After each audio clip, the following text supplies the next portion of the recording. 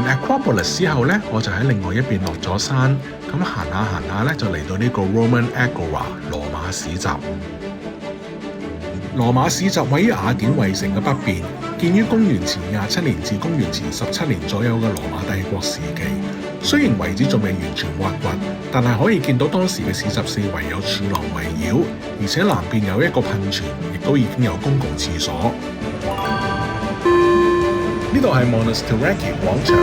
希臘語嘅意思係小修道院，係雅典舊城區一個跳蚤市場購物區，亦都係遊客買平貨嘅熱門去處。呢度附近有好多精品店、服裝店、紀念品鋪頭以及其他特色商店，係雅典一個重要嘅遊客景點。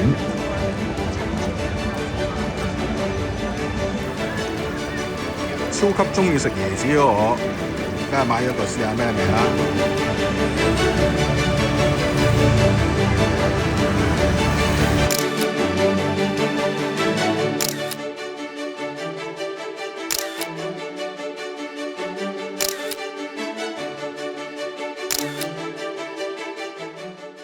呢間餐廳就叫 Karamanitika， 咁我而家食緊嘅呢，就係一個小麥飯或者小麥粥咁樣啦，咁上面裏邊有啲蘑菇啊，有啲黑松露啊咁樣，超正。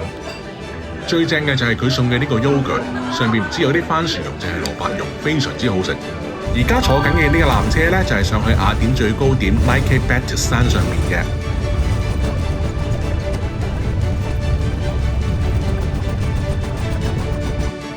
呢度係 Nike Batis 山嘅山頂，高277米，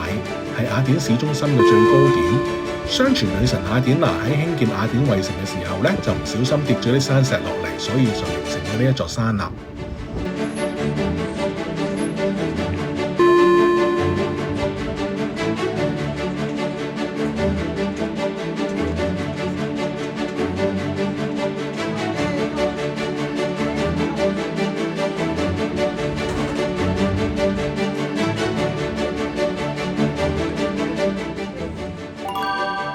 喺 Nike Batis 山頂上邊咧，就有一座標誌性嘅白色東正教教堂聖 George Chapel。呢一座教堂建於19世紀，位於一座早期嘅拜占庭教堂嘅遺址上面。唔係我想影個鬼妹啊，而係佢完全擋住咗座巴特農神殿咯。而家 Nike Batis 山就成為咗一個好受歡迎嘅旅遊勝地，因為呢度係雅典嘅最高點啦，唔單止可以欣賞到整座城市壯麗嘅風景，而且仲可以由高處望晒成座雅典衛城，影出嚟嗰啲相咧係超級靚嘅。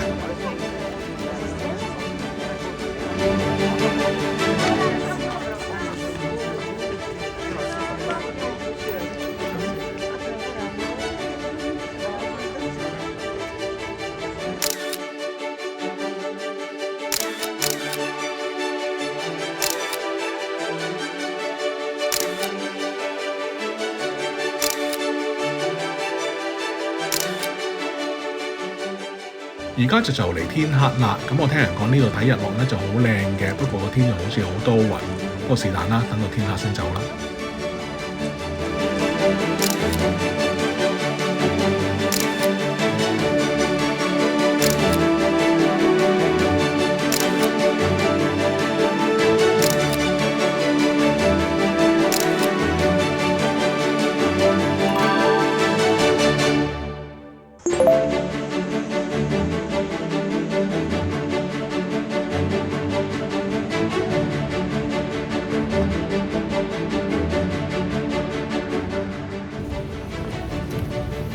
呢嚿嘢比我想象中好食，好脆喎！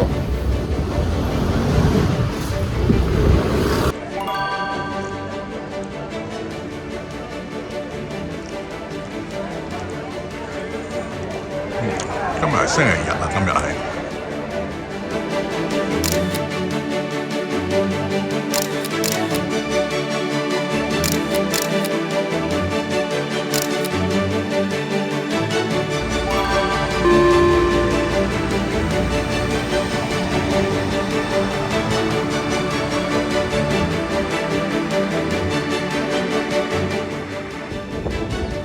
好好彩啊！咁我頭先行下咧，就見到咦呢度咁多人嘅咁我就行過嚟呢度睇下做咩事啦。咁原來呢度每個星期日朝頭早11點鐘咧，呢啲 Epsom 嘅衛兵都會喺軍樂隊嘅陪同之下，行到無名烈士墓呢度舉行呢個衛兵交接儀式嘅。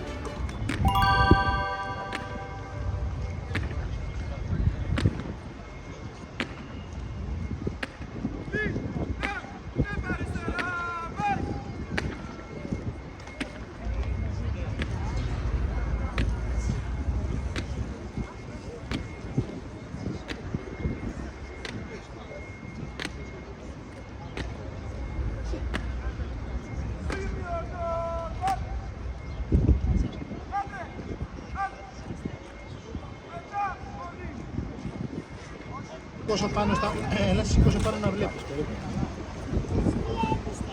Εγώ τους βλέπω, ναι. Τι τα κάνουμε.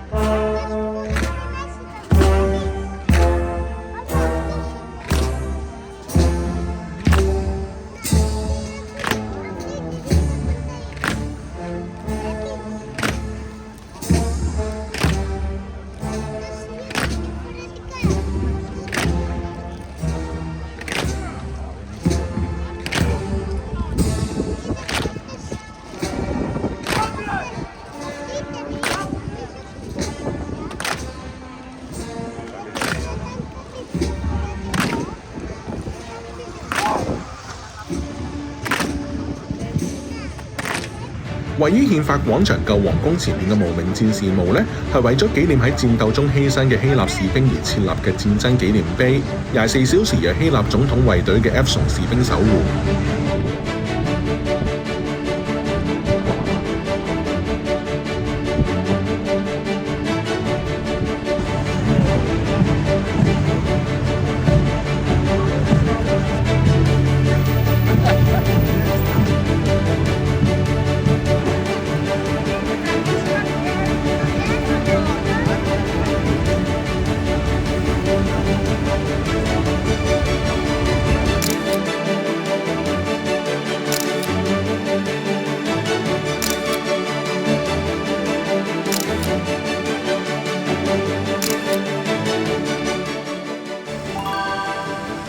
呢一座宏偉嘅歷史建築叫做 Sapien Hall， 佢喺1888年完工，係為咗現代奧林匹克運動會嘅復興而專門建造嘅第一座建築物。喺1896年嘅夏季奧運會 ，Sapien Hall 舉行過好多賽事，而之後呢度舉辦過好多重要嘅活動，包括1979年希臘加入歐洲共同體嘅簽字儀式，以及2004年雅典奧運會期間用作新聞中心。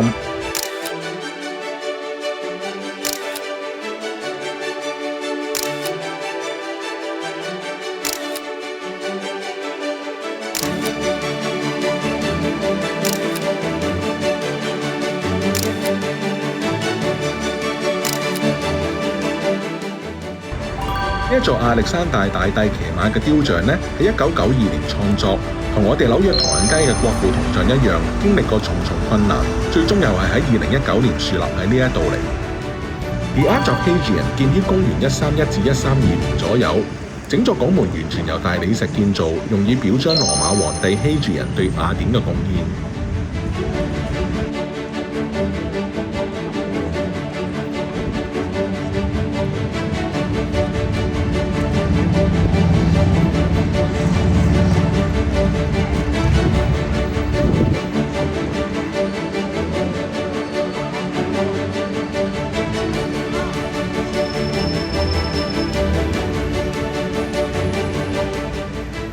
我喺雅典有一個景點係冇影相同 video 嘅，就係呢一座 Panathinaike Stadium 帕拿辛納克體育場。試完我之前為咗睇衛兵交接儀式，所以就喺雅典 hea 耐咗啦。咁我就諗住揸車去機場途中經過體育場嗰陣時咧，先至嚟參觀嘅。咁點知經過嗰陣時咧就揾唔到位泊車喎，而我又趕時間趕住去機場啦。咁所以唯有咧就喺門口度睇咗幾眼，所以就要揸車去機場趕飛機啦。Panathinaikos Stadium 係雅典一座歷史悠久嘅大理石體育場，佢係全球唯一一座完全由大理石建造嘅體育場。佢最早喺公元前400年左右，為咗辦雅典奧運會而建造，擁有5萬個座位。但係喺公元4世紀之後咧，就逐漸被廢棄，直到19世紀先至重新被挖掘出嚟，而且喺1896年舉辦咗第一屆現代奧運會。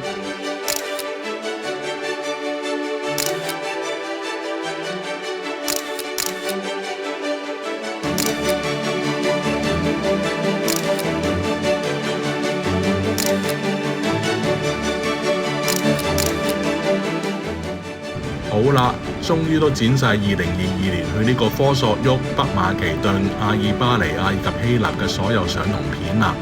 呢個旅程咧就玩咗18日啦，但係我執相同剪片咧就剪咗我1年0.3個月，